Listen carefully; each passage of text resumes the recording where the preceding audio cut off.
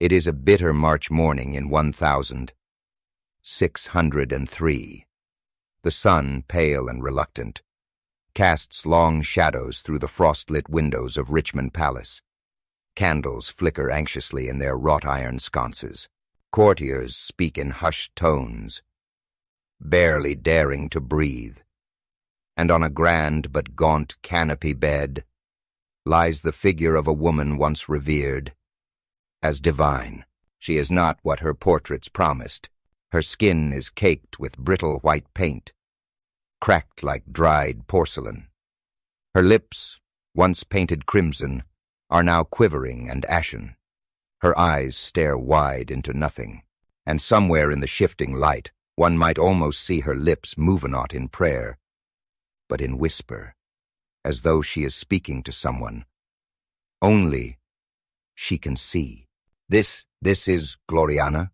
For 45 years, Elizabeth I held England in awe. She was the Virgin Queen, the woman who conjured an empire, defied the Pope, survived the Spanish Armada, and gave her name to an entire era.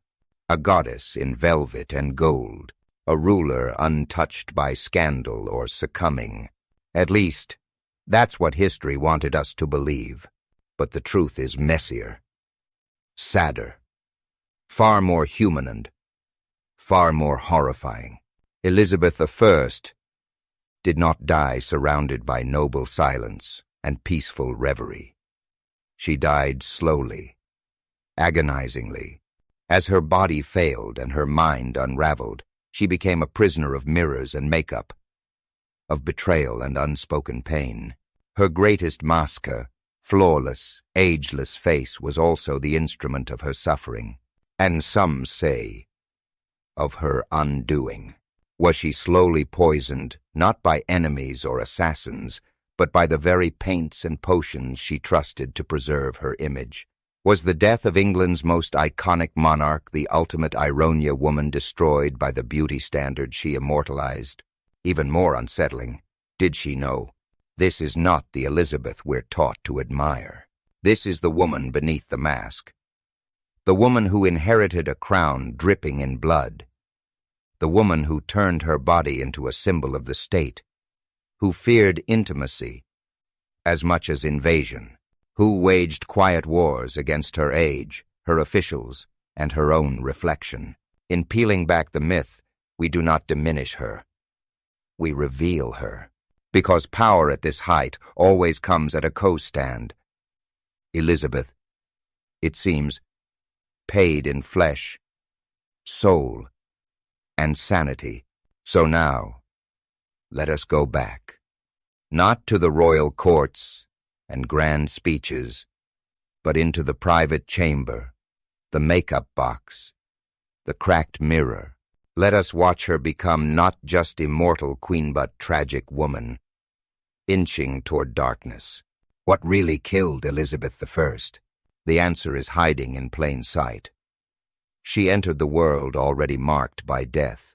In September of 1533, cries echoed through the corridors of Greenwich Palace. They weren't of celebration, but of disappointment. A daughter not, the son, Henry VIII, demanded. Elizabeth Tudor was born into fractured expectations and courtly tension. She would grow up not just in the shadow of her father's towering ego, but beneath the long specter of her mother's fall. Anne Boleyn, brilliant, ambitious, and angerously out of her depth, had risen like a star through Henry's court. She had changed the course of English history, helping to tear the church from Rome. But in 3 short years, she would be branded a traitor, accused of incest and witchcraft, and beheaded by a French swordsman on Tower Green. Elizabeth, merely 2 years old, was declared illegitimate. She was stripped of her status, her security, and the memory of the mother who bore her. All that remained were whispered slanders and icy glances. But blood is not so easily scrubbed from destiny. As she grew, Elizabeth absorbed the lessons of her mother's demise with almost clinical precision. She learned silence, subtlety, and survival. Every word at court was a weapon. Every gaze a potential dagger. She mastered languages, theology, statecraft, because knowledge was the only refuge a bastard girl could claim. Behind her cultivated composure was a calculating mind, shaped by trauma. She witnessed, time and again, the grotesque theater of power. Her father's parade of wives, each rising and falling like tragic heroines. Her stepsister Mary ruled briefly, feverishly burning Protestants and dying childless. Yet, Elizabeth, ever watchful, never stumbled. She waited, and when the crown finally found her head in 1558, she wore it not as a daughter of Henry nor as the spawn of Anne Boleyn. She became something else. To survive, she would become myth. She cloaked herself in ritual. Her voice took on the cadence of prophecy. Her body, once dismissed, became sacred territory. No one touched the Queen of England without permission, including her own heart. From the start, she walked the knife's edge between divinity and humanity, between ruler and woman. But the past never loosened its grip. Anne's execution haunted her. Period accounts suggest Elizabeth would sometimes mention her in private, or glance sharply when others made joking references to witches or illegitimate blood. And late in life, during her darkest hours, she would claim to dream of a woman in a French hood, silent, spectral, watching. Beware, they whispered. Court favor is as fickle as breath.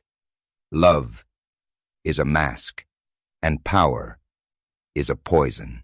This was the crucible that forged her. A reign birthed from betrayal, ignited by the sword, and steeled in suspicion.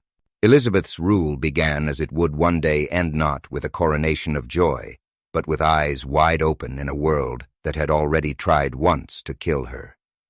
She ascended the throne alone.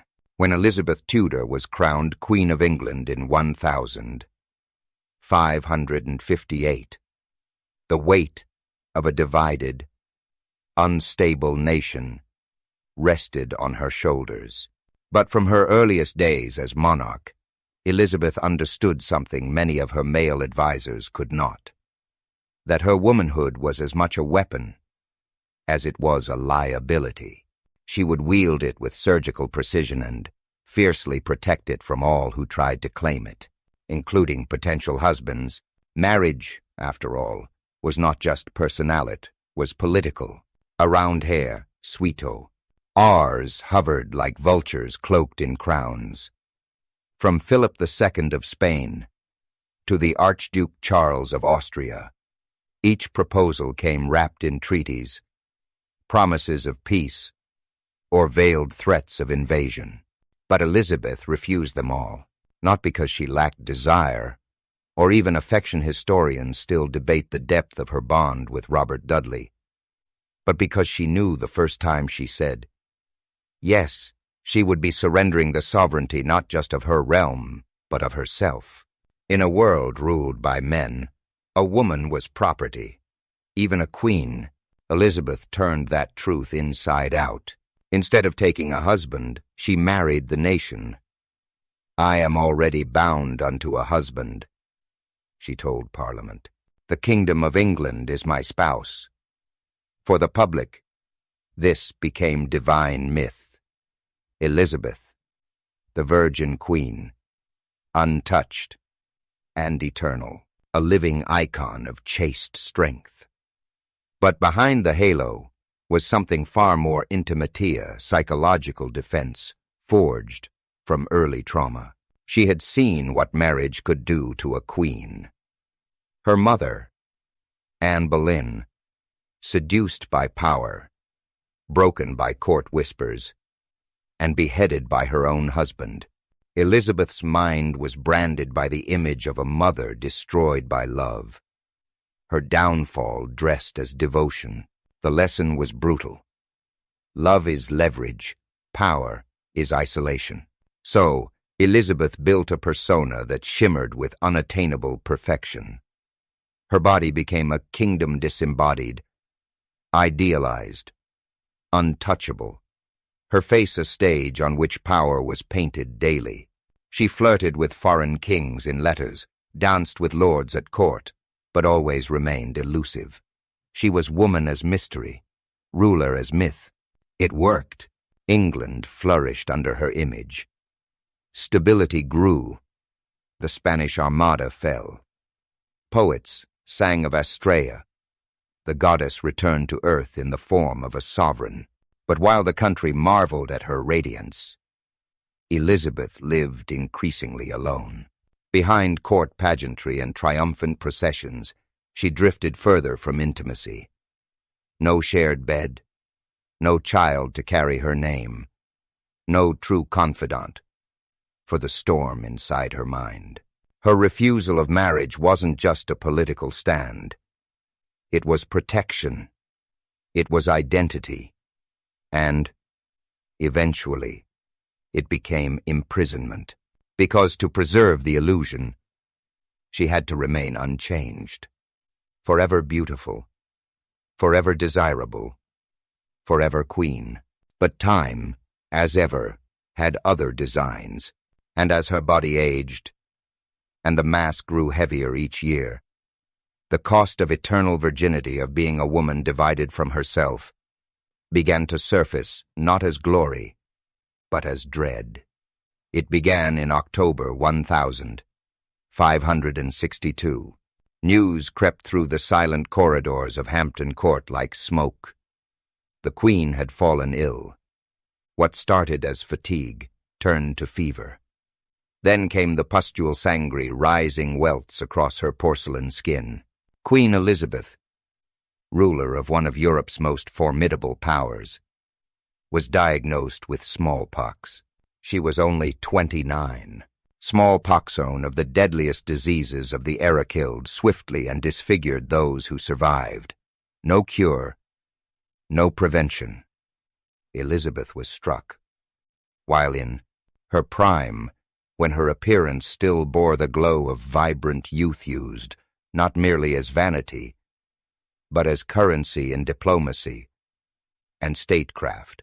As the royal physicians hovered helplessly, bleeding her, applying poultices, whispering Latin prayers, the Queen lapsed into unconsciousness. A succession crisis loomed. She had no heirs. Courtier-scrambled letters were drafted, titles debated, alliances tested.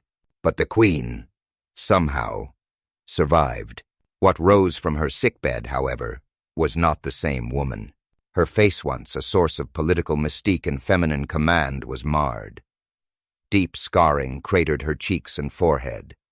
Her previously golden complexion became rough and pale. Her famous auburn hair began to thin. Smallpox hadn't just attacked her body. It had compromised her greatest instrument of control, her image.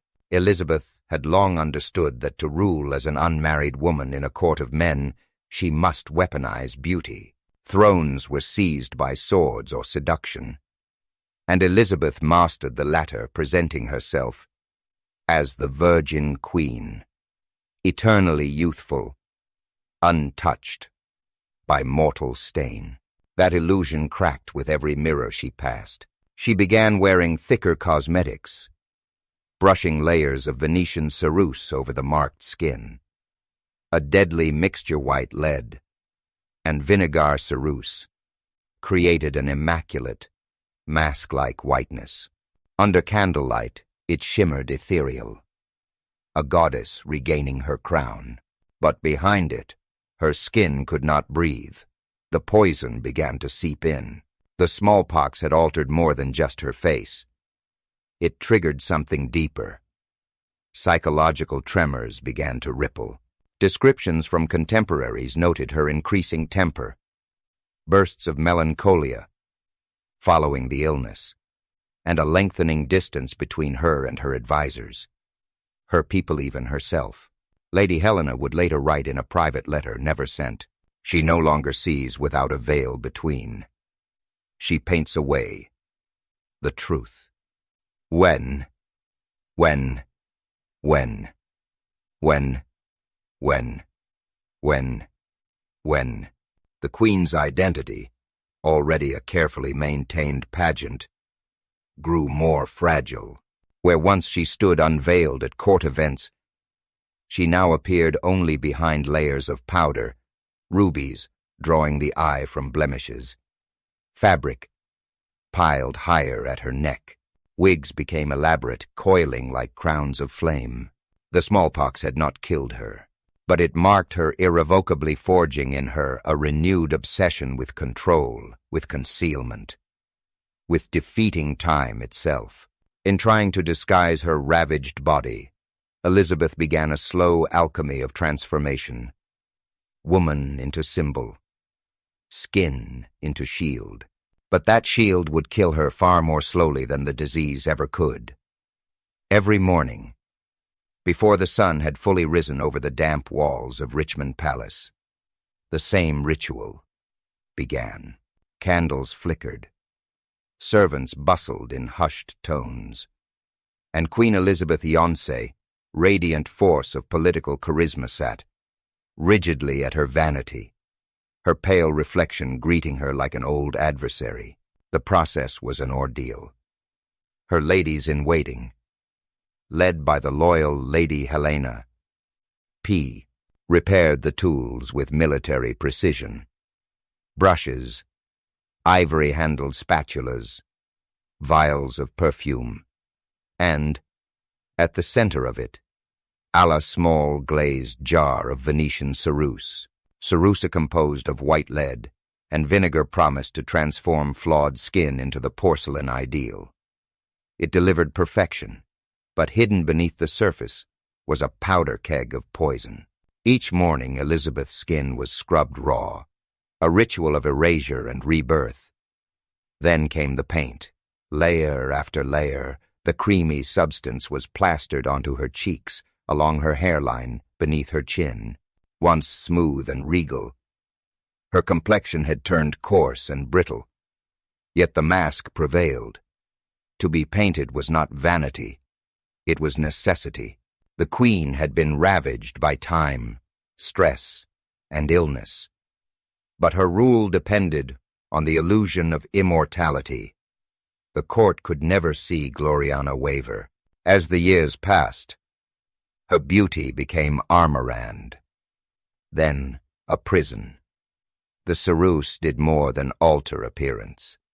It leached into her skin, her bloodstream, her mind. The Queen had begun to tremble, tiny shakes in her fingers as she held royal decrees, soft stumbles while walking into council chambers. Her voice, once as commanding as cannon fire, slurred during speeches. Her temper grew erratic, sharp jabs of rage, followed by long silences of despair. Whispers spread in the corridors of Whitehall. The Queen forgets names she once knew, lashes out at devoted courtiers. The court physician wrote cautiously in his private journals, "Her Grace's complexion is disturbed, scarcely sleeps. Her humor's unbalanced. A tremor in her right hand continues without abatement." Witnesses noted her shifting moods and crushing paranoia. Nobles avoided her gaze for fear they might see their own reflections punished. The foreign ambassador from Spain wrote home in code, "The Queen is unrecognizable. Her face is marble, but her eyes are fire." Paranoia became queen. Elizabeth refused to consult doctors, formally fearing they would declare her weak or broken. Her mirror was now her only counsel, even as her cosmetics betrayed her. And still, the mask was applied, because beyond the palace walls were enemies waiting for signs of collapse. She could never falter. Lady Helena, dabbing more cerusse onto a festering spot beneath Elizabeth's eye, once looked up and saw her monarch, not as a sovereign, but as a woman, trapped in her own reflection. Elizabeth didn't flinch. Her whisper was almost inaudible. They must never see what lies beneath. And so continued the ritual. Day by day, layer by layer. The queen was painting herself into her grave. Her face had become her kingdom, carefully sculpted each morning into an illusion of eternal youth. But behind the alabaster mask, Queen Elizabeth I was fading. The transformation was not sudden, but insidious. It began with fatigue she couldn't explain, then tremors in her hands as she held the brush. A slip of rouge here, an uneven contour there. To her courtiers, it was nothing decay of age, perhaps. To Elizabeth, it was war. War against time. War against decay. War against the mirror. Venetian ceruse, her chosen weapon, was turning against her. The thick white paint composed of lead carbonate clung to her every pore. Reapplication upon reapplication. Each layer masked the truth, but buried it deeper into her skin, her blood, her mind. By the 1590s, the queen no longer resembled the radiant virgin monarch of her early reign. Foreign ambassadors wrote of her appearance in hushed tones. She resembles more a statue than a woman, one observed. Her skin cracked beneath the powder. Lesions oozed beneath monarchical magnificence. Still, each day, the ritual continued. Lady Helena, her loyal lady-in-waiting, quietly wept as she dabbed the queen's withering skin with yet another coat of poison. In her letters never signed, never sent, she wrote, "The queen does not speak anymore between brush strokes, only stares as if confronting some ghost beyond the glass." The ghost was real. Elizabeth had begun speaking to her mother. At night, alone in her chambers, she would call softly, "Anne, do you see me now, mother? Have I done enough to be spared your fate?" The queen's obsession with mirrors had escalated to compulsion. Some she refused to gaze into, unless the lighting was dim enough to distort truth. Others she smashed with trembling hands, convinced the visions inside. Whispered accusations. Her council noticed the changes. Robert Cecil watched from shadows, more concerned with succession than sanity. She suffered bouts of laughter, followed by paralyzing silence. Her orders became tangled in metaphor, hinting at plots never spoken. One evening, she paraded silently through the palace in full court regalia, though no event had been scheduled. Courtiers watched, stunned, disturbed as she walked barefoot beneath the torchlight. A painted wraith, animated by force of habit. The court physician logged her symptoms in code. Tremens, lassitudo, melancholia, profunda. Modern minds would call it lead encephalopathy, swelling of the brain caused by poisoning. But to Elizabeth's world, it was simply madness. Yet perhaps the cruelest irony was this. As her body collapsed, none dared intervene. To question her rituals was to question the queen equated with heresy, treason, the unraveling of England itself. So the charade continued, regal hands, shakily applying the instruments of ruin, face whitening with each passing dawn. She had weaponized her beauty for decades. Now, the weapon had turned on her, and still, Elizabeth stared into her cracked mirror, whispering to its broken reflection, "Long live the Queen." The members of Elizabeth's court began to whisper, not just behind closed doors, but in glances exchanged across candle-lit halls, and in the silence that followed her erratic outbursts. What once had been awe toward the regal sovereign was turning into fear, a chilling acknowledgement that the queen they once served as slipping into someone else entirely. In her chambers, the rituals that once celebrated her majesty turned macabre. Lady Helena, now more a silent mourner than a lady-in-waiting, stood each morning as Elizabeth insisted on her poison paint being reapplied. The cerussa thick, chalky, and reeking faintly of vinegar hid more than blemishes. It concealed the hollowing of her cheeks, the sunken, dark-rimmed eyes, the tremors rippling beneath her skin. Elizabeth no longer trusted anyone. She scolded ministers for plotting in corners they never entered. She demanded reports she'd already read, then tore them to pieces in confusion. Robert Cecil, always precise, maintained a calm distance, his hawk eyes noting each lapse with the detachment of a statesman readying for succession. "She speaks to mirrors now," Helena whispered in a private letter never sent. But not her reflection, someone else. A woman, haunting the looking-glass. She calls her mother. In these mirror conversations, Elizabeth raged and wept. Sometimes she questioned her own legacy aloud. Did I rule? Or merely perform ruling? On other nights, her voice echoed through the palace corridors, yet no one dared answer. The courtiers avoided the Queen's rooms as much as they could without appearing disloyal. Foreign ambassadors wrote home of their concern. The once glorious monarch was unraveling publicly. Her women began to notice the lesions at her temples hidden under the silver periwigs. Her teeth blackened, now barely hidden behind strained, tight-lipped smiles. The court physician, pallid and weary, dared not speak the true diagnosis. "It is not age but affliction," he noted privately. "A slow corrosion of body and reason alike." The burden of state fell further upon Cecil and the Privy Council. Elizabeth, once astute and politically brilliant, now forgot vital council meetings or mistrusted treaties she herself had ordered signed.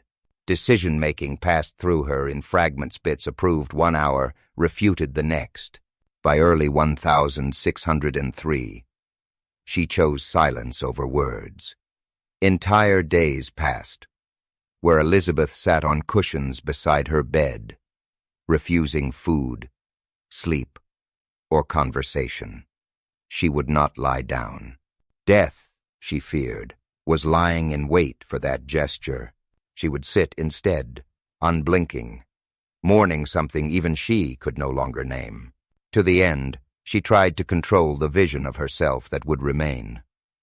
Her face, ghostly beneath powder, became an image of resistance and delusion alike. And around her, the empire she had shaped continued impassive, moving forward, as she began to vanish behind a mask of herself. The Queen was dead, but her secrets were not.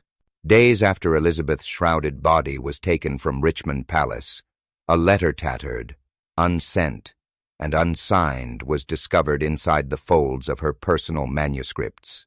Whether it was ever meant to be sent, or merely written as a final confession, no one could agree. What it revealed, however, was a portrait, far more distinct, ribbing than the one hanging in any royal gallery. Lady Helena, trembling hands parting brittle parchment, was said to have been the first to read it.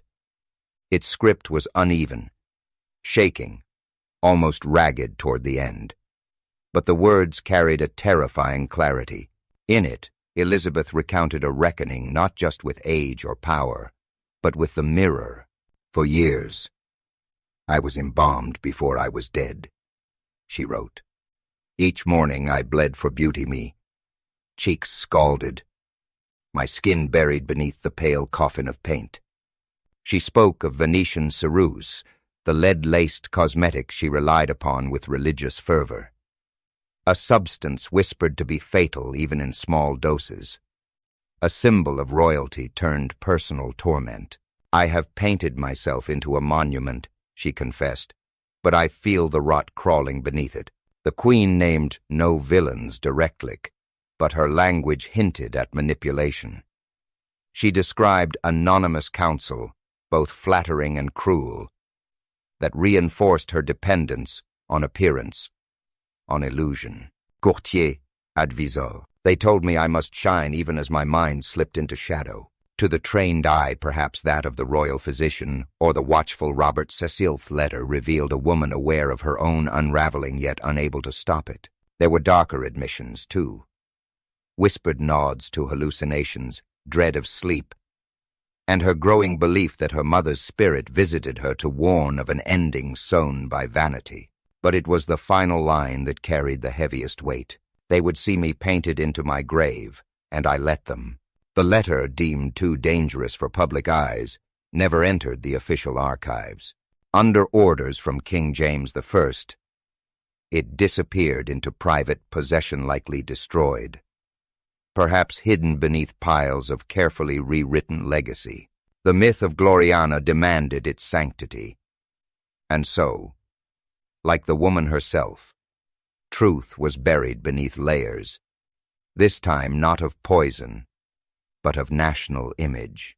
And yet, fragments survived, copied furtively by Lady Helena, whispered in letters sent abroad, perhaps intentionally leaked by the foreign ambassador who found in Elizabeth's descent a human, not divine, cautionary tale. In this letter, England's longest reigning monarch did not blame her enemies, nor God, nor fate. She blamed the mirror. March 24, 1603. Richmond Palace lay quiet. The cold morning air settled heavy in the royal chambers, cloaked in candlelight and shadows. Courtiers waited in anxious silence just beyond the thick velvet drapes. Inside, England's most powerful woman, once Gloriana, once the untouchable virgin queen, now barely clung to life. Elizabeth had not spoken clearly for days. Her body, poisoned by decades of Venetian ceruse and worn down by age and anguish, trembled with quiet convulsions. Her skin cracked beneath a final layer of flaking white paint. Her lips parched, her eyes sunken and unfocused. When a lady-in-waiting gently touched her hand, the queen recoiled and demanded a mirror. Rumor claims she asked for it again moments later, even as the last strands of her hair had fallen away into her pillows. No doctors were summoned in her final hours. She had refused to lie down for days, fearing that if she closed her eyes, she would never open them again. And when her frame finally gave out, it collapsed into more than just rest. It folded into history. Witnesses say Elizabeth spoke in broken murmurs to people no longer alive. Whispers to her mother, Anne Boleyn. Half-formed declarations to dead nobles. Disjointed calls into the air. Do not paint me again. Not again. When the queen finally died, she did so in shadow, surrounded not by mournful family, but silent servants and wary advisers, none willing to speak the truth aloud. The court physician later recorded nothing unusual. The official cause of death was vague, simply old age and wear of the spirit. But those who saw her body before the funeral preparation began, before the wigs and jewelry and masks could be fastened, recounted a sickening sight. Swollen limbs, blackened gums, and a face that had lost all resemblance to the portraits still hanging in Westminster. In death, she did not look like a monarch. She looked like a victim. Her funeral mask, made swiftly in the days after her passing, portrayed a young and serene queen as if untouched by time. It became the cornerstone of a myth that Elizabeth I had died nobly, peacefully, and eternally regal. Behind the mask, however, was a decaying empire and a fading dynasty. With no direct heir, Elizabeth's death marked the end of the Tudor line. James VI of Scotland, shrewd and prepared, became James I of England. And with his arrival came strategic forgetting. Personal letters were sealed or destroyed. The so-called secret confession Elizabeth penned in her final month shinting at self-inflicted ruin and courtly manipulation was swiftly suppressed. A dead queen could not contradict a new king's version of history. The image of Gloriana remained intact, untouchable, eternal, and in that carefully crafted lie lay the final sacrifice she made for her crown, the erasure of her agony, buried beneath power and paint. In the days following Queen Elizabeth I's death, a strange hush fell over the court. The Virgin Queen, England's shining Gloriana, had passed. But the image the world saw of a monarch peacefully laid to rest, still radiant and resplendent, was far from the truth. It wasn't just Elizabeth's body that was buried. It was her suffering, her slow deterioration, and perhaps most tragically, her truth. The machinery of myth activated instantly. Robert Cecil, ever the silent steward of crowns, coordinated a campaign of remembrance and erasure in equal measure. He and his agents collected correspondences, journals, and, most importantly, the Queen's own writings, anything that hinted at her unraveling under the weight of hidden poisons and internal torment. Among these was the now infamous, swiftly suppressed final letter, Elizabeth's confession, thinly veiled in allegory, blaming her decline on the white veil I wore for peace, now turned against me. Few outside the inner chamber would ever know such a letter existed. In its place, paintings bloomed idealized portraits of a young, vibrant monarch, untouched by time. Elizabeth's death mask, carefully molded before burial, was altered for public viewing. Her pocked skin was smoothed, her lips reformed into a gentle smile, a corpse recast as an icon. King James I, her carefully choreographed successor, moved quickly. Though he owed his crown to her lack of heirs, there was little warmth in his remembrance. To maintain order and the image of a seamless dynastic transfer, he buried not just the Queen, but all traces of her humiliation. Elizabeth's suffering, her isolation, her ghost-like final days, those could not be allowed to disrupt the grand narrative.